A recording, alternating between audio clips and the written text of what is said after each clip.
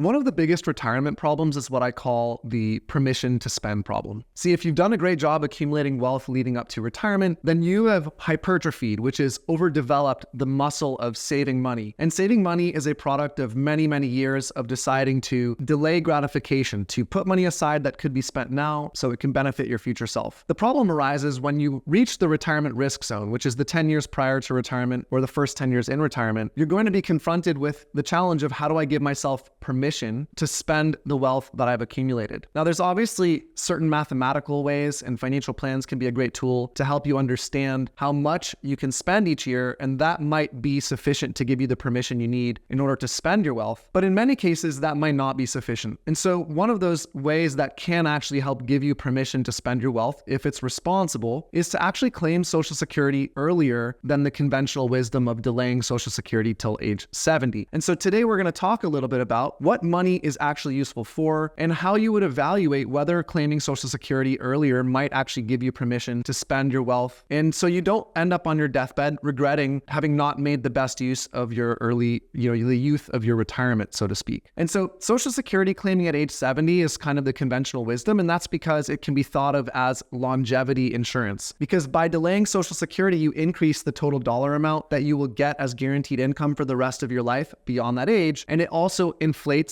or the cost of living adjustment goes up over time. And so it can be a very powerful tool to support you if you live longer than expected. Now, the problem arises is some people have enough money that they've already saved before retiring that claiming Social Security later doesn't actually have a marginal benefit or a market benefit in improving their probability of success in retirement. Probability of success in retirement being defined as living through the end of your life, spending the money you want, and not running out of money while still alive, right? And so some people have done a great job, that may be you watching this video, of saving and accumulating wealth, and waiting till 70 to claim Social Security doesn't actually have any real impact on the probability of you running or not running out of money while alive. And the problem is, those types of people who have done a great job saving oftentimes are going to feel the most restricted in giving themselves permission to spend their money because, as I said earlier, you've hypertrophied or overdeveloped the saving muscle. Now you're going to need time to allow yourself to experience certain, emotional things, but also mathematical things that will convince you or give you permission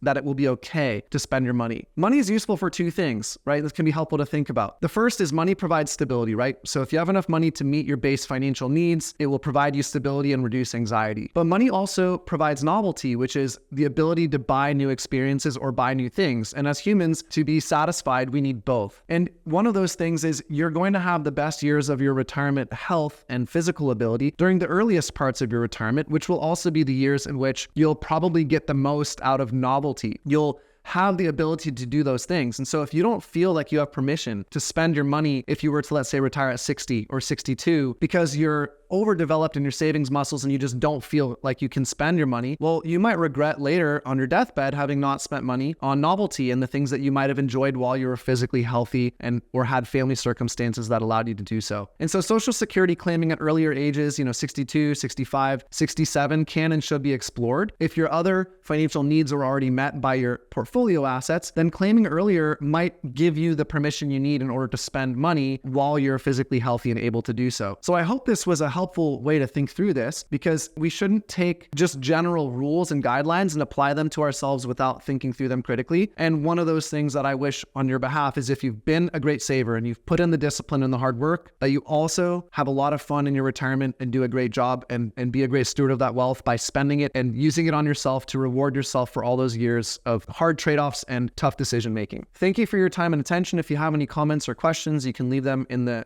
comments section below. As always, if you're interested, we have a free 6-part video series that is a how to build your retirement plan video series. It's about 80 minutes. You can find that anywhere on our website by filling in any form on our website at www.thepeakfp.com. And as always, if you're interested in some assistance in building your own retirement plan, you can schedule a free retirement planning consultation with our fee-only fiduciary financial planning team on our website at www.thepeakfp.com. And it would be a great privilege to speak to you and get to know you. Thanks for your time and attention, and see you in the next video.